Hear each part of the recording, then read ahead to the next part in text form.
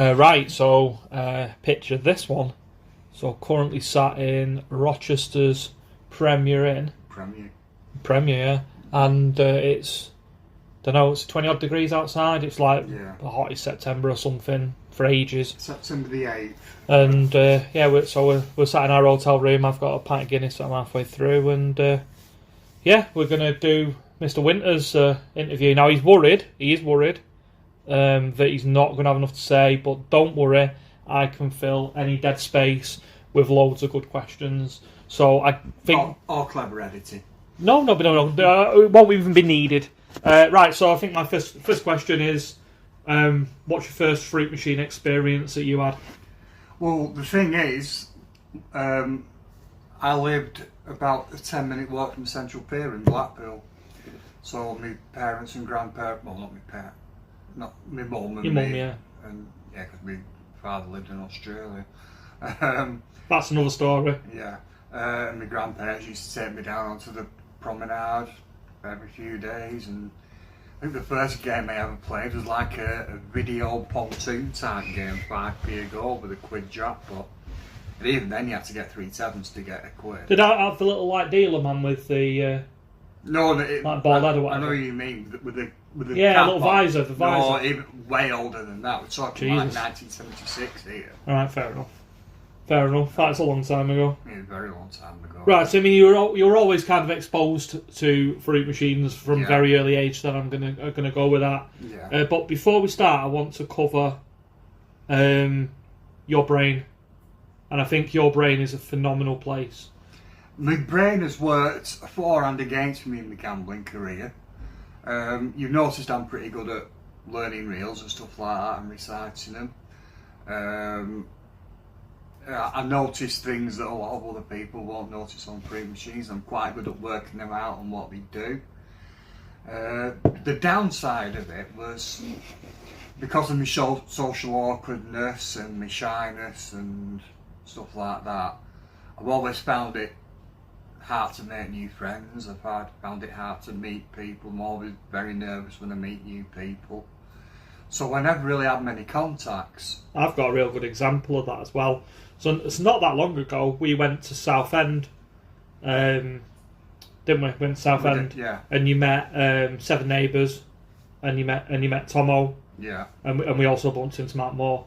Now, Just obviously knows Mark, but that's probably the best example, or one of the best examples of me watching Just have a very socially awkward moment. We went for a Chinese, and you would eat a couple of things on a Chinese menu, not much, admittedly, but you didn't really want to talk at all. And he came away from that, and we got in the car and we'd left Southend, and he basically turned around to me and said, "They must have thought I was a real prick." A real dickhead, really ignorant, and that's probably one of the biggest examples, the best examples of your social awkwardness that I can remember, and there are others. God, yeah. But yeah, I mean it was a shame that night in Southend because Ross and Tom all seemed like really good lads, good. No, Tom was a knob. Right, well, he's a good guy. No, but I say it's just me. I feel like I think I should have mentioned, like you said, talking about my brain. I'm autistic. I have Asperger's. A lot of people won't be surprised by that when they see me reciting meals and stuff like that. Again, it works out brilliant for working out how to play fruit machines and learning meals and stuff like that. But the social side of it, the self-esteem side of it, I've got the really, really low self-esteem. There's nothing I can do about it. You are wonderfully different. And I don't want to spoil... I'll plug Cheerful's channel, because Cheerful is a good friend of both mine and Juss's. Him and Juss are pretty close. And he's going to cover his later exploits, I'm going to say, and how the autism helped him. And I don't want to cover that, and we're not going to cover that because it's fair enough that that'll go on Cheerful's channel rather than on mine. But I want to give one very good example of Juss's brain and how it actually works. And bearing in mind, me and Juss are pretty close. We spend a lot of time together. I will at times ring him from work, and I'll go, do your number trick, do your number trick. I need you to do your number trick. We do your number trick, and he will do. So your number trick. Let's talk about your number trick. All right, my number trick. It's a bit. Because we'll do an example. The thing is, this probably won't be too convincing because they might not, because I'm talking into the phone. They might not know that I don't have a calculator. Well, currently your phone is an hour remaining on the upload from the videos from Bogner today, and we're on my phone. Enough. But you take my word for it. You can speak to my staff if you want, because I ring him and ask him to do this, and he'll do it in the car. In fact, if you bump into him in an arcade, he would do it in front of you just to prove that how ridiculous his brain is. But give me. Right, the funny thing is, because my phone's busy uploading, your phone's busy recording this, so I'm not going to be able to work out the answer, but I'll have to put it on screen later on. Well, that's fine. Right. I'll say give me two numbers between 1 and 31. I wouldn't even put it on the screen. So two numbers between 1 and 31, yeah? Say you say 27 and 23. Well, I'm not going to say them. I've got to do 27,023 multiplied by 27,023 in my head within about 10 seconds, something like that. Okay, so I'll give my daughter's birthdays. So 17 and 24. Oh, you'll say 24, not 23. I'll 24 black even, innit? Alright, 17, did you say 17 and 24? That's exactly what I said. Right, give me a moment. I think that's 408. I think it's 289,816,000. What's your 24? Yeah. 576. So I don't even put it on the screen, just let people get calculators out on their phones and do it. And I've watched him do it quicker than a calculator as well, so he was quite slow with that one, but that is how ridiculous his brain is, and I'm sure it'll be right. I don't even need to check, it'll be right. The middle three numbers might be wrong, but it'll be close. It'll be close, let's hope it is right. Yeah. But that's how his brain works, and when I say, and I have said this all the way through my own journey, when you look at, we're all on some sort of spectrum somewhere, the things that Just sees is absolutely next level to the things that I see. And I do see some things. He's watched me work out empties while we've been together, and vice versa. But you'll get to see one at Christmas, but it was kind of an historical one that we're probably going to skip over it. But when was the first time you realised you could beat a fruit machine? As in emptiers, or just actually make a profit? Make a profit. So let's go with profit, and then we'll go to first empty eventually. That was Rat Race. Okay. Rat Race 1986. A lot of old school slotters will remember that, and remember the fact that if you could gamble 4p to 8p, and you gambled it in the same rhythm, it'd go up to £1.50. The funny thing is, so this is like 1986, and Blackpool's got loads of them and similar. Was that when it came out, or was it out earlier than that? I think it came out 85. Because I honestly, genuinely remember Bournemouth Pier as a kid. I would have been 7 or 8, and I was born in 78, right? So I would say about 85. I remember playing them. I was fascinated with it because I like Little Rats. Well, I knew the chick in 86, so I said I'd go over to Blackpool every weekend, come back with 20, 30 quid and 10p's, and I felt like I was loaded. The stupid thing was, though, because I didn't have any discipline back then, I used to work on Bury Market on a fruit store. I would do 6 a.m. till 8 a.m. on a Friday, go to school, smelling of cabbages. Right, the women would have found that highly attractive. Go and do another 2 hours, 4 p.m. till 6 p.m. in the evening. Then the same again on the Saturday, and I go to Blackpool on the Sunday. For those 8 hours I worked, I got 8 quid. Yeah. £1 an hour. And you were making 30 quid. I was making 30 quid. And the stupid idiot in me would slot like something like a lineup or a big shot or something during the week and lose it all. Right. So I'd have to go and do the work on the market again. And you could have avoided that. If I wasn't an idiot, I could have just kept a tenner back of the profit that I made and go on the Friday night, because my grandmother still lived in Blackpool, so I could have just stayed there and had the full weekend at it. Okay, so let's move on to my next now burning question. Discipline. Discipline. When did you become disciplined? Because when you became disciplined, you became ultra disciplined. Yeah. But I don't want to share it, but I will. But there are times that you've become not so disciplined? Only when I can afford to do it. Or you get vexed? I became, yeah, maybe. When I started doing it for a living, Yeah. 94, I last had a job in December 1994. I used to work for British Rail doing payroll. So it's nearly 2024, right? And you've not worked for... It's 29 years. Yeah, nearly 30, and it's getting on towards 30, right? Yeah, 29, nearly 30. So you've not worked in 30 years? Yeah. I started playing machines here end of 94, and then because it was my living, I had to be disciplined. Okay, so you became disciplined, and you know you're hyper focused, and again this probably comes down to the autism a little bit, Yeah. but you're hyper focused on one specific machine. Now, I've also said when me and Pete went down the road, me and Ross went down the road later, we pretty much did everything that was worth us playing.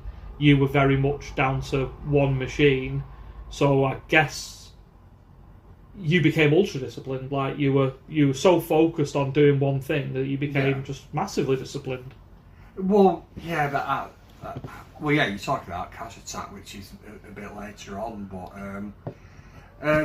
another again as well, like going back to say, because I didn't have many contacts, I didn't know as many machines as other people will have known. Like, so a lot of the old school slotters will have known how to do the ace machines of £4.80, where the wins off the lines were free, stuff like that. I never got that. So we're open the box, that sort of stuff now. Yeah, Twilight Zone. Yeah. Those sort of machines. Later on, like things like Super Pots and Money, the Maygays, a lot of people were doing them. I never got hold of that. And yet I would have had that as down as something you would have definitely worked out. I've never played them. No, but I would have had something. That would be one of them tricks that I would have had you down as doing. If I'd have known about it, then yeah, you know what? Well, I say because I never played the machine myself, so I never tried to do anything on it, and I didn't have the contacts to get these tricks, so I never got it. There'll be plenty of loads of other stuff that I've not done. I can't think of them all. I've openly said it when I've done my own journey, that nobody knew everything, absolutely nobody, and nobody can claim to have known everything because we were all doing different things. I guess it's going to come down to what was the first genuine trick, numbering, because you worked out numbering and shared it. We're sort of getting. Are we ahead of ourselves? We're a bit ahead of ourselves. All right, so let's go back a little bit before that. The first empty wasn't something that I worked out myself. It was actually at Birch Services, and I bumped into a lad called Mike Parry who came from Hastings. Some people might know. I believe he's been out in the game for ages. I've not heard of him probably 30 odd years now. But I think I went to play a double chance in Birch Services on the M62. And this lad was in playing a machine called Catchstone, a Barcrest one. And he was emptying it by doing the skill. And this is the first time I'd ever seen a proper emptier. And we got talking to him, and cut a long story short, I learned how to do it myself. Did you learn off him? Yeah, I did. Yeah, or work out what you were doing? I learned off him. He told me. Fair enough. He told me how to do Joker's Wilds as well. So yeah, that was my first experience of emptiers. That's probably giving the monster his fuel, I guess, at that point. Yeah. So yeah, there was Cash On, there was Cash Counter, there was Super 2. Joker's Wild was another thing. The 7 Heaven trick was also a thing, but it was too difficult to do. It was too... Because you have to leave a pot on the line, don't you, to do it? It wasn't very discreet, was it? Because putting 10p in and collecting it out. Because let's go to Oswestry and fast forward a lot of years. You actually got barred for about 9 months from Oswestry because of this trick, right? Yeah, I was stupid for trying it, but yeah, fair enough. It's not something I should have bothered with. Yeah, and to be fair, Jimmy forgive you down the line. Yeah, it took him 9 months. He bought him a kebab. Anyway, we're not going to that in any great detail. I don't see the point. Before that, I used to just play machines. I played them all right. I probably wasn't particularly successful on them. Other than doing the rat races and stuff like that. Going back before that, even I used to play machines like Each Way Shuffle, Line Up, obviously. You love Line Up, yeah, Line Up. Well, I love Snappy Viper even more. Yeah, I know you do. And I said I didn't really have any major tricks, but that's when I started learning reels. I think the first reels I learned was Each Way Shuffle. And you just learn it like you're learning your alphabet. I still know it now. First reel. Melon, pear bell, cherry bell, pear orange bell, grape, cherry pear, cherry orange, pear bell, plum, JPM. But I've not fallen asleep yet, guys, even though I'm in the hotel room. But I mean, the ability to do that, and I want to come later on down to the reel spin thing, because the reel spin thing probably blew a lot of people's minds, and we'll come back to that later on. But let's move on to JPMs, because to say your JPM just is probably an understatement. So let's move on a little bit now down the line to numbering. Okay, fair enough. Well, there's a couple of machines before that. I worked out a trick on a JPM called Money Talks. Some of you will probably know it by now, but it involved turning down cash wins, and as you buzz the cash up, you could get the feature symbols in a diagonal line, and those diagonal lines would offer you either nudge time, which will give you up to 28 nudges, or carousel, which is a real skill. And we've very famously seen you run out of time on zero hitting a jackpot, yeah? On the nudge time. Yeah, I mean, I even put it on my Twitter, it was that impressive. Yeah, carousel, I can hit that first time if it's a fast one. Yeah, ha. Yeah, on the third lap. And following on from that, a similar sort of trick worked on Big Banker, where you could buzz it up for cash, and by doing that you could force token wins that they didn't want to pay. Now, I then tried to do something similar on a machine called Big Bucks that obviously a lot of you will see. And you love Big Bucks as well. It's another one of your machines you enjoy. He literally, to be fair, Big Bucks is one of the first things he plays when he goes anywhere, because he does enjoy it. Yeah. Now I was trying to do the same thing. I was trying to decide, get it to let him spin on say £4 or what have you. Hopefully it'll be on a good number, gamble it to £6 and collect, and then hopefully it's stay cash happy and so on. Now you'll have seen the Big Banker video by the time this goes out. If you have or haven't seen the Big Banker video, it's a £6 that I'm playing. Quite often I will get £3 and it'll be on a 2 or an ace or a king, so you can't lose the gamble. Go to £6 and collect, simple as that. And the reason is that the machine is set up at this point to give you bad numbers on the nudges side, and by default, unfortunately, it gives you incredibly good numbers on the cash side. It's not even that, it's simply the fact that Big Banker came out before numbering was invented.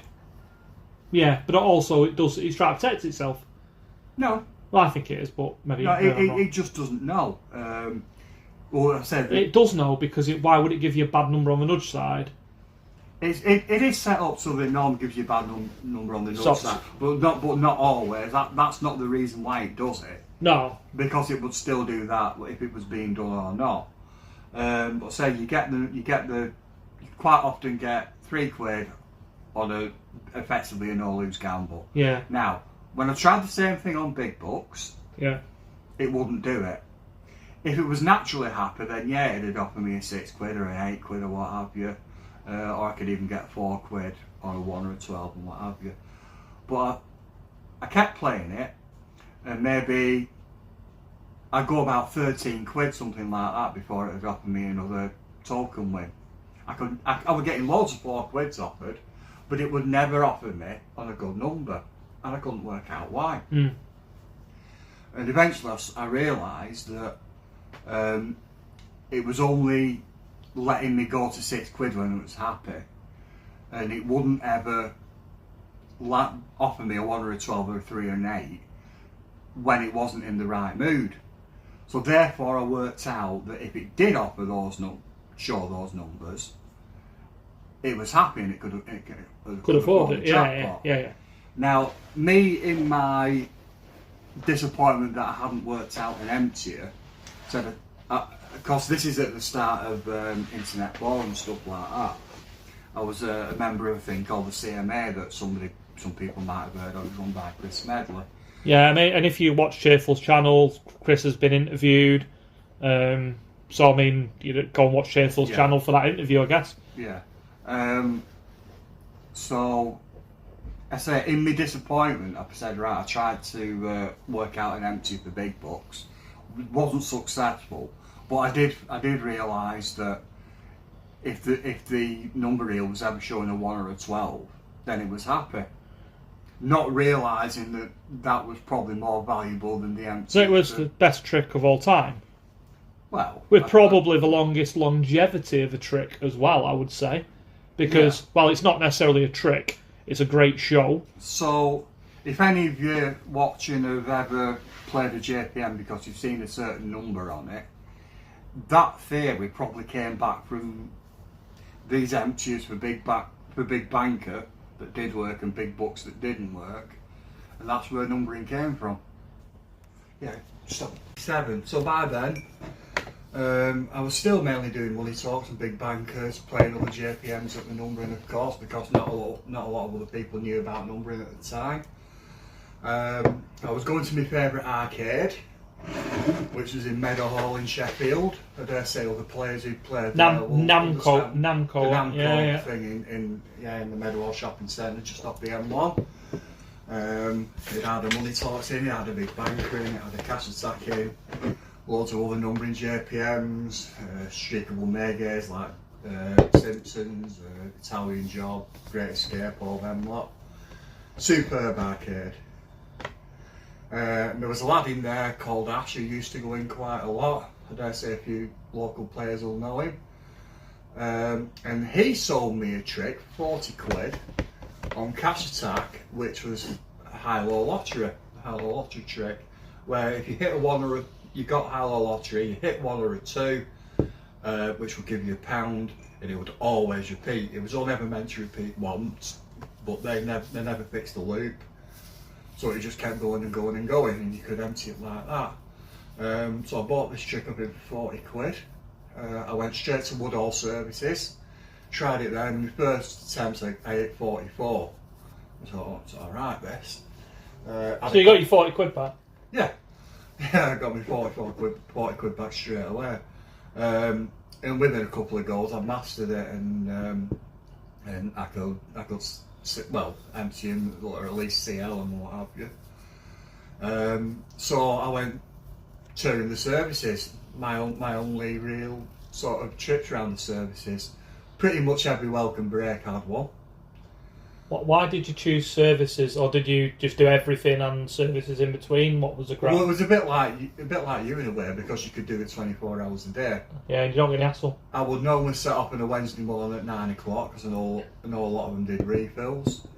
My first stop would be Artemore on the M62, and basically I would get as far as south as, was it called Sedgemoor on the M5? Sedgemoor is on the M5, yeah. That was the furthest south I Can't got. get. It's only on one side, Sedgemoor. You can't get from one side to the other. That's it was. I think it was on the. It was on the north. Yeah, you can't get from one side to the other, and the northbound side's got a days in. I seem to recall. I think we may have stayed in that before. So yeah, that was as far south as I got, and then I'd head back up the M5, M6.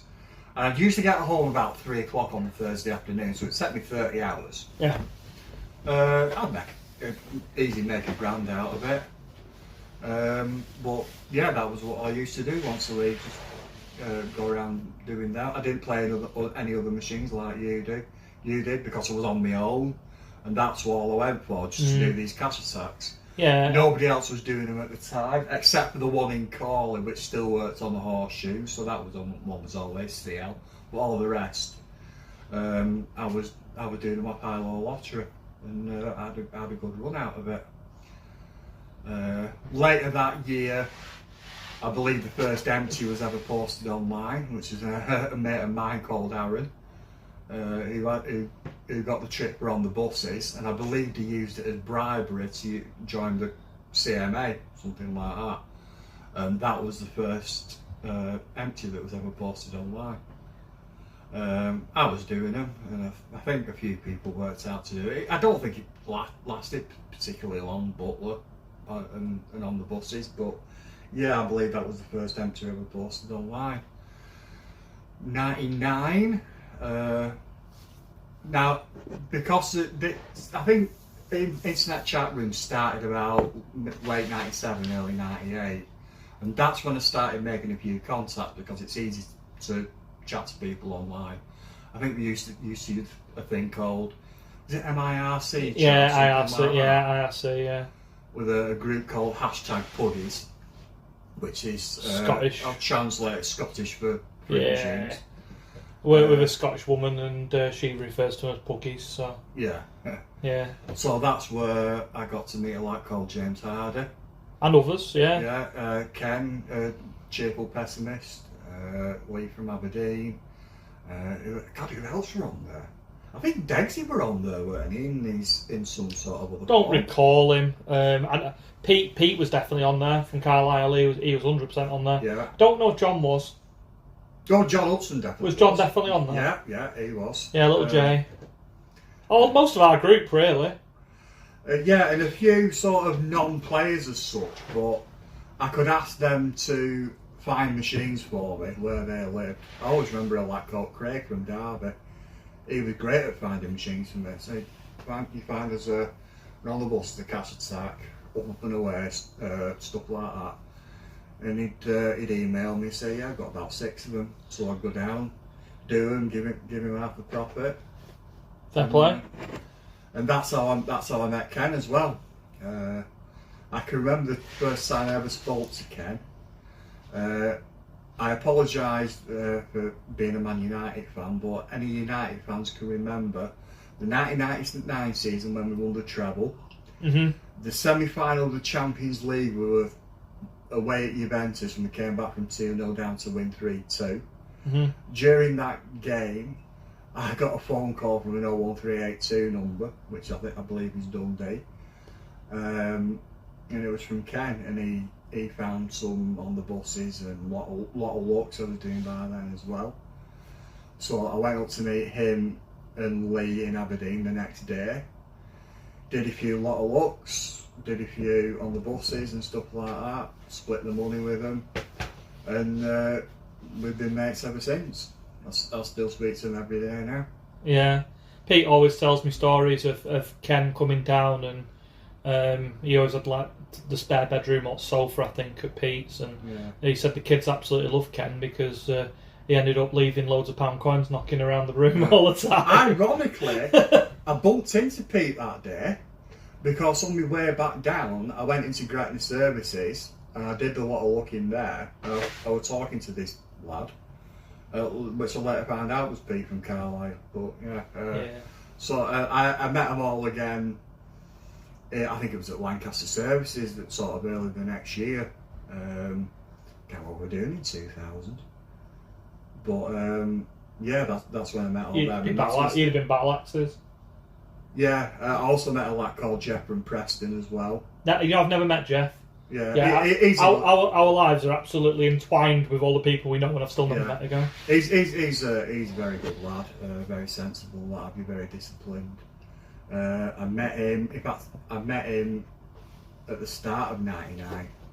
Met him in a pub near Blackburn that had an on the buses in it, and so he used to get hold of a bit more information than I did. He was good friends with Dave Pennington from Stockport. Yeah, Dave wrote regular comments on the channel. Yeah, and I know Dave, but he's got quite a lot of contacts, kept a lot of info and what have you. My first experience of Dave, never met him. Well, I will have done at some point, I would imagine, but every time I used to walk around the arcades of Stockport, getting a match plays, when I was forced to go there shopping with Mrs., he always had Penner's name written on on thing for match plays, just write your name down and that. Yeah, you'd see his name in quite a few places, Dave. But yeah, so I spent a lot of time slotting in '99 with Jeff. Used to go slotting with him on sort of Preston and Southport area. Not necessarily doing emptiers, but just finding like numbering JPMs or streakable mega stuff like that. Yeah, played a few catch busters. I was going down the back end of Preston through to Blackpool down the old road down there, and doing a few JPMs down there as well. Ironically, and around sort of that area.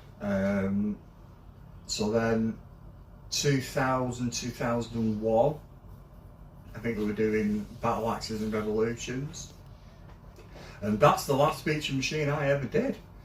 Because after that, John, who we've been talking about, worked out a trick for Golden Game. There were two ways of doing it. The way we did it was turn down all your fibres and only hold so that you could get a Golden Game round. This is the way. This is the way I knew. By the way, this is the way that John later taught me and Pete. So I believe some other people used to do it by, when it flashed for the Golden Game, knock it back or take a five or something like that, and that was free, something like that. Well, I think the later programs, people did that, yeah. The flaw we found was the fact that if you just held an X and a golden X, it didn't look to see how Golden Game happy it was. It looked to see how fibre happy it was. And of course, it's of its tits fibre happy because you haven't been taking any. Yeah. And that's what the flaw was with that. And Golden Game, that's pretty much it. That's my Freak Machine career over and you travelled quite a long way with Golden Game. They were around the country, so like I think I said in my video, Pete got the ump a little bit about Golden Game because whilst John and Just did give it us pretty late on down the line, he was a bit peeved that he didn't get given it early.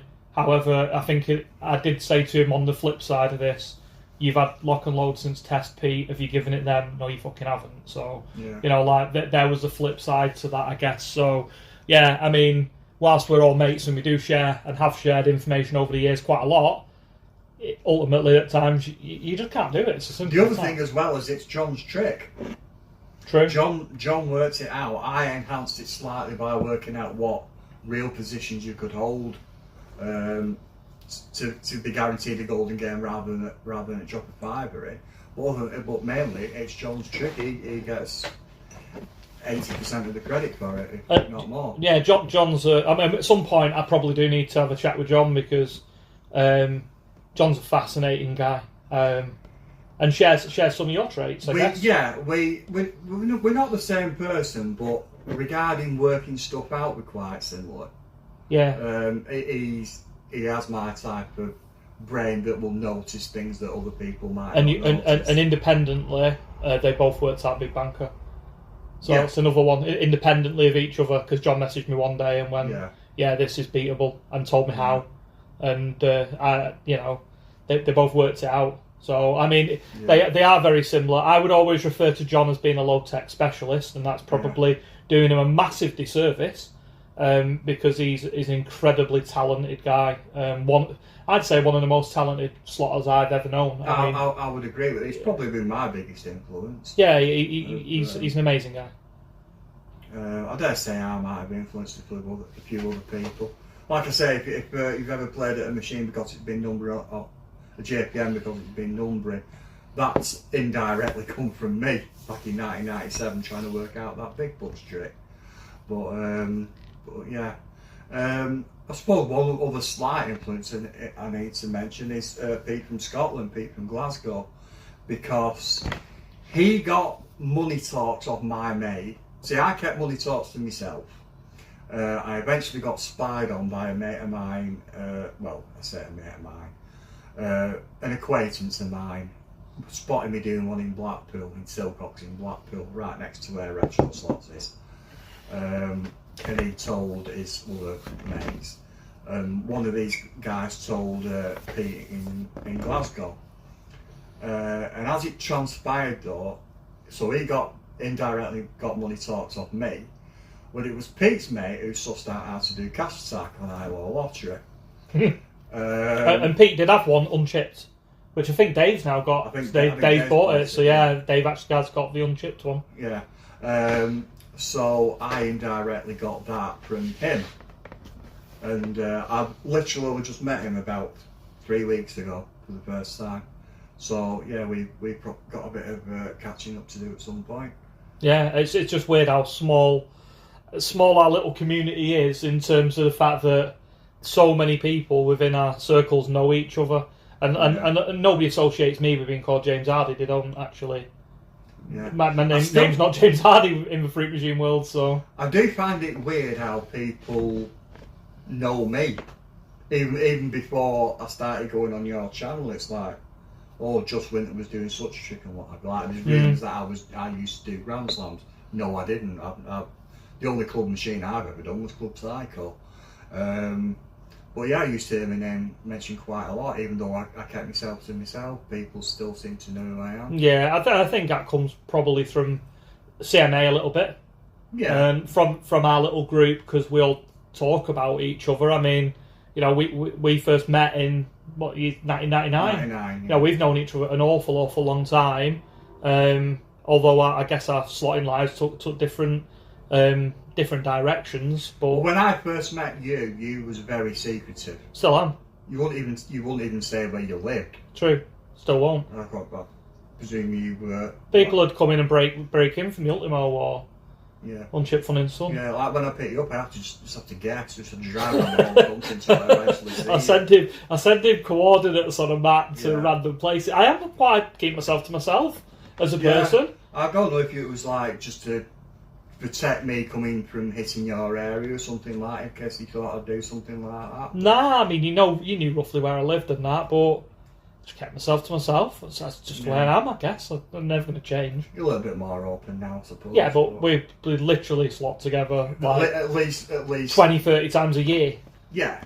So I mean, it's I get to the point where I probably have to tell you where I live. Yeah.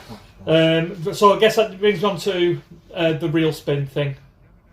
Well, the real spin thing is just it's like going back to the autism thing. If I'm going to learn how to do something, I'm going to learn how to do it in fine detail. So I'd learn the reels. I learned how the reels span. Yeah. Like I worked out on projects that the first reel will. I'll give you this now. The first reel will always spin between 6 and 9. The middle reel will always spin between 2 and 5 below. And the last reel will spin between 1 below and 2 above. Which is absolutely fucking useless if you don't know the reels. Well, you can see the third reel will always spin back to roughly the same place. Yeah, but it's still fucking useless. So, Well, useless or limited use if you don't know the reels. yeah, well, the thing is though, that reel spin trick works on all the old 480 projects. It works on Cloud9, Blue Moon, and other similar machines like that. It works on all the £4.80 machines, £4.80 Ace machines, sorry. And they've got the real bands on them. So Yeah, true. I mean, stuff like... Yeah, but you have to work them out. And again, I want to put this into a tiny bit of perspective. I was playing a swap shop today, and genuinely, before... I press the buttons pretty quickly. I don't hang around, do I? Yeah. And within a couple of seconds, less than a couple of seconds, he'd be going, old reel 2, just reel 2. And, like, your brain computes where things are going ridiculously quickly. Well, again, it's just because I've learnt it. Yeah. It's like anything, you know. If you're an actor and you need to learn lines, something like that, you know what you've got to say. It's just because I was like sort of a geeky, nerdy type. I'd work these things out in fine detail rather than just like a lot of other people. And this is nothing against them. They couldn't be bothered working out such fine detail. They just wanted to play it and see what happened. Yeah, I mean, like I've got an element of photographic in me, and in terms of being able to tell you where things happened, when things happened. Your next level, you'll tell us exact dates. Your brain is an absolutely frightening place. I mean, I recall some insane things myself from God knows where, but you will literally go, I met you on this date in 1999 and it was fucking 12:06 PM, and you're like, what? I mean, you know, maybe not that. But it's so detailed. I did give the detail about where the first time I met Ken. I said I got an 01382. I hope to got 01382 as the code for Dundee now. It should be.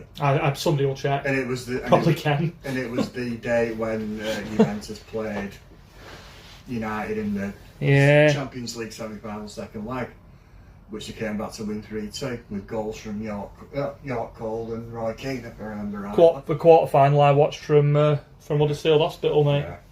So I put my hand through an I'm not headline. going to get any more fans now that saying I'm a United fan, but anyway. Well, I mean, most people pity us now, don't they? So Yeah. It'd have been worse if it had actually been 1999, but oh well. Don't know. Can we not go back? Won't mind another crack at it. Won't mind another crack at a few of them king kebabs and stuff like that. Maybe. Won't Yeah, mind King that. Kebab was another one I never got to. I worked it out myself. It's one of them I worked out myself. Ready to Rock I never did. Yeah, I worked that one out. Yeah, there were lots of well-known tricks that I never got to do. I never did Vivids. Well, mainly because I was doing Golden Games when they were out, 2002. But yeah, Yeah, you had something else to go and do, didn't you? I think that's probably. And I think a lot of the tricks, because I'm probably known for grinding a few bar crests out here and there. And I spend a lot of time in services and various other places. When I'm playing machines, I've openly said I don't really pay much attention to what I'm doing. So I kind of observe what's going on a lot of the time and figure things out. And that's how Gold Strike came about. Yeah.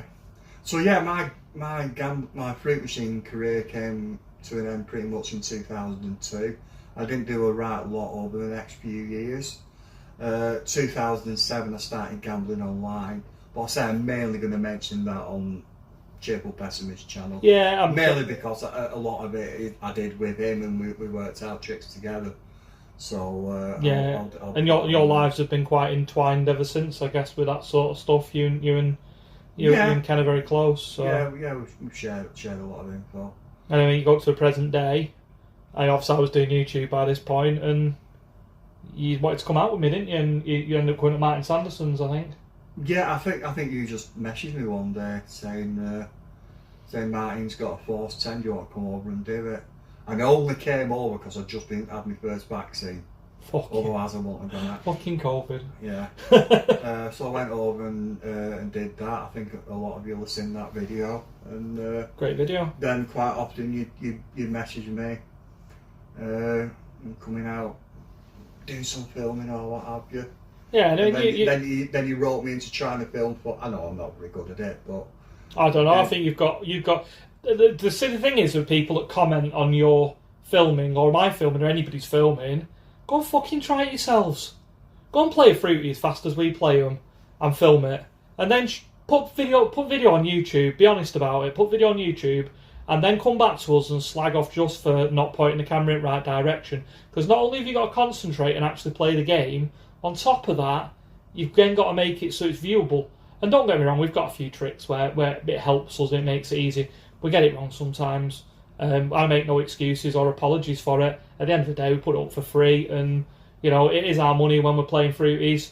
And we just enjoy it. It's just a laugh to us. It's just a bit of good fun, and we won't be sat in a hotel room now in Rochester talking about it and reminiscing over old times if it weren't something that we genuinely had a huge amount of passion for doing, because we do love playing them. We always have, and for Just and for me, and for both of us really, as independently of each other, it's about reliving our memories. Yeah. And we don't go out. I've said it time and time again. We do not come out to lose. We're not millionaires. We haven't got. We can't afford to go out, come down the country. It's a fair old trek from Manchester for us. It's not round corner, and do this and give up. I work full time to give up my free time to come and do it, because I've got a lot of passion for the machines. I love them. I fix them, and just gets to relive some of the memories. And it's great from my perspective to watch him play machines that are well before my time, but to see the enjoyment he gets out of playing them, and when they run and when they do behave, because there are days when they don't. Mm-hmm. Yeah, the days like today and yesterday, where they just misbehave and you take the piss. Yeah. Then that's just where we're at with it, and to hear just his insights into machines, and we haven't covered everything. We've covered a lot. If we've missed anything out, we'll put it on. We'll add it on. Yeah, fair enough. There probably are a few bits. Yeah. He's a very unique human being, and I'm very proud to know him. And I think that's where I'm at with it. Compliments. Yeah, that's where I'm at with it, and I wouldn't come out and make all these videos if it weren't for Just, because sometimes he will message me and go, "My missus has gone to Greece. I'm bored. Nobody wants to go out and gamble," and I'm like, "Oh, for fuck's sake, I'll we'll squeeze a couple of days in. If I really have to. Yeah, we'll squeeze a couple of days in and go and have a slot. Anyway, happy with that? Yeah, I'm hope some people find it interesting. If not, well, I apologise. But I think people will find it absolutely fucking fascinating, mate. I genuinely. I said there'll probably be a bit more that we've missed out, but we'll put it in if we need to, or even make a second part. Awesome. Thank you. Right, thank you for your time. Thanks for listening. Cheers. Bye.